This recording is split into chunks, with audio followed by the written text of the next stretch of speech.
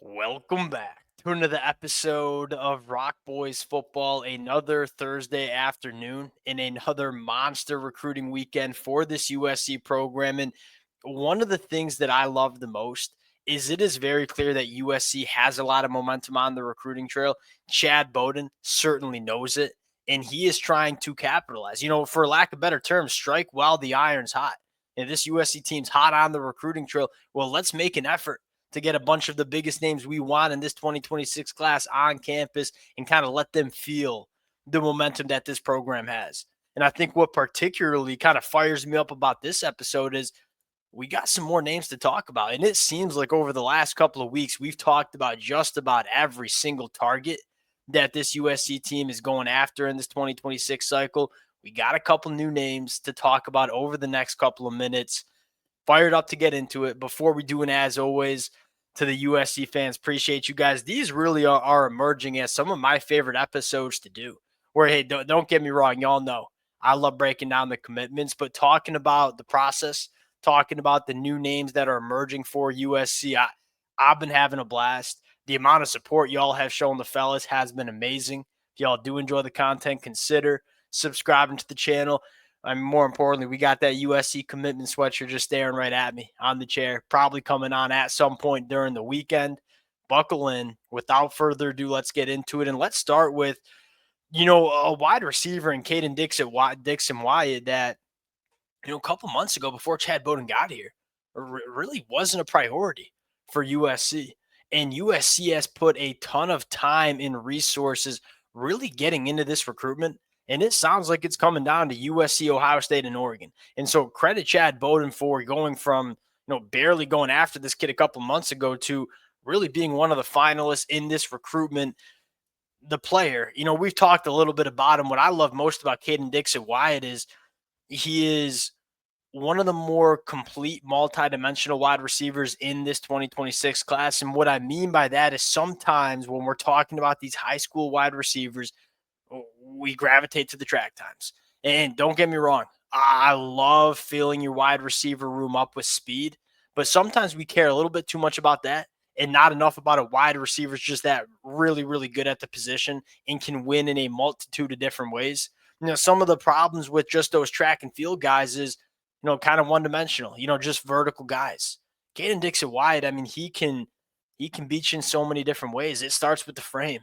6'3", buck 85, 39-inch vert. There's just not a lot of defensive backs that can deal with not only that size, but that kind of juice, that kind of high pointing ability. And he's a really smooth mover for the size too. And so he can work vertically down the field. He excels in those jump ball situations with that size, with that vertical, but has the body control, has the short area quicks to create some separation, low-key a hammer after the catch. And it's not necessarily because he's the fastest football player on the field, although he's pretty damn fast for that size. He's just a really big body that some of these smaller defensive backs really struggle bringing to the ground. He's a wide receiver that can win in a ton of different ways. And, quite frankly, could really emerge as that true wide receiver one for this USC offense at some point during his career. Another name that's probably on commitment watch is Shaun. He's also going to be on campus today, Thursday afternoon. 4-star edge rusher for Mater Dei, another Mater Dei kid. USC has done a phenomenal job kind of getting back that pipeline. Shaun Scott's fascinating. He can do a lot of different things. I like him as an edge rusher. He's not necessarily going to wow you with the elite physical traits. He's not going to walk into a room and make your jaw drop. But golly, he knows what he's doing as a football player. And that's important. Like, this is a guy that clearly takes a lot of pride in his craft. Maybe the deepest, pass rush toolkit that you see. I mean, you see some swims, you see some spins, you see speed to power, you see some chops, rips. He does it all.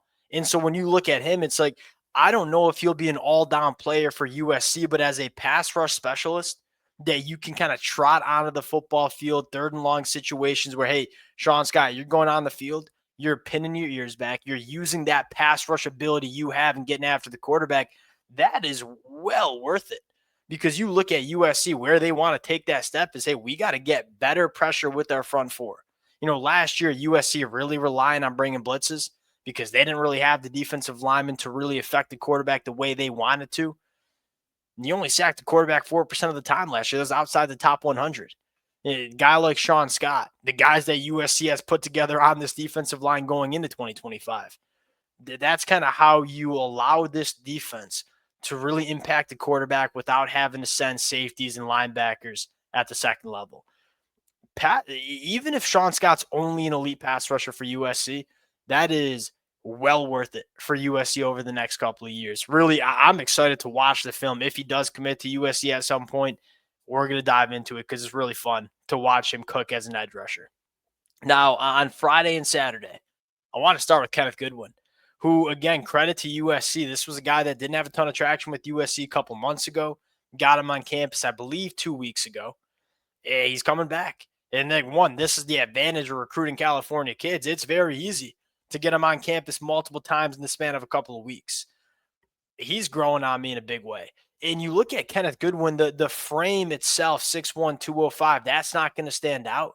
He's got a 75-inch wingspan. And so he's a long linebacker that is elite, closing the gap between himself and the ball carrier. And this is a trend that we've talked about with USC for the last couple of weeks. We need to become more athletic at linebacker. We need our linebackers flying around, covering a lot of space. You look at the modern era college football, teams are trying to get you in space. We need linebackers that aren't like Mason Cobb. Mason Cobb, Easton Mascarenas Arnold, they were kind of stuck in the mud, a little bit too slow, couldn't cover as much ground. Kenneth Goodwin, although not the biggest linebacker, but has a decent frame at 6'1" with 75-inch wing where you can put the weight on. But man, does he fly around the football field. These are the kind of linebackers that Danton Lynn, Rob Ryan have really pushed their chips in to go get. And he's a guy that can come off the edge too. You turn on the film, traditionally an off-ball linebacker, third and long, line him up on the edge, juice coming off the edge and affecting the quarterback. Another name to talk about, Trent Henderson. And USC has not gone out of state a ton in this class, but when they do go out of state, they go out of state with intent. Trent Henderson, one of the more impressive edge rushers in this 2026 cycle. We'll see if USC can get some momentum out with this recruitment. Now, you look at Trent Henderson, it's a little bit of a tricky fit. I look at him more as like a 3-4 outside linebacker playing on the edge, maybe jack linebacker. USC kind of plays a traditional 4-3. Look, he's got the frame to be a 5-tech. 6'4", 225 right now. He's long. He's a strong kid, kind of more of a narrow build, but there's enough frame to get him up to 240 and have him play out on the edge. Elite length and elite speed to power. And that to me is where it starts. Look, if you have the length and you have the power to just kind of put tackles right into the lap of the quarterback, that's a great starting point because you're going to be able to be effective. And then it's hey, can we develop a little bit more pass rush capability? Can we kind of expand that arsenal as a pass rusher? But he's got all the raw traits that a guy like Coach Henney would want. And Coach Shaun knew it in terms of developing an elite edge rusher. Last name we'll talk about. No, we got two more names to talk about. Again, 3 out-of-state guys. Luke Waffle's the next. A heavy-handed, true 5-tech edge rusher that is arguably and you just take one look at this kid, he is absolutely put together. One of the more physically imposing edge rushers that you're going to see, kind of a little bit more of that Cam Fountain-esque build where it's like I got a ton of power in my hands. I can physically impose myself on offensive tackles. Look, he's a good athlete that can win with some burst and bend, but he's a guy that wants to put his hands on tackles and put them right in the lap of the quarterback. I'm a really big fan of this. And again, you're seeing USC, hey, we're focusing on the state of California, but when we're recruiting out of state, we're recruiting with some intent. We're going after some big names. This one, Princeton, New Jersey at the Hun School. Last name, Tristan Gibbons. Now, Tristan Gibbons, a little bit of a different kind of edge rusher, right? Luke Waffle, kind of that Cam Fountain build. Big body, heavy hands, wants to get involved in the run game. Tristan Gibbons is like a Ferrari, a NASCAR off the edge. He's probably got to put on a little bit more weight, but the juice, the first step quickness, the ability to burst and bend around tackles, around their outside shoulder. He's a level of athlete that's going to give so many offensive tackles some real problems. And there's some real upside to a guy like Tristan Gibbons where out of nowhere, I probably should have started with this. He releases his top 4 Monday morning, I believe. There's Tennessee, Florida State, Texas A&M, and then USC was thrown in there. And so USC's in the top 4 here, has a real shot at landing this commitment. Big time burst. Probably needs a year to develop the frame a little bit, put a little bit more weight on. Man, he's going to be a problem off the edge. And you're seeing USC really value, pass rush ability.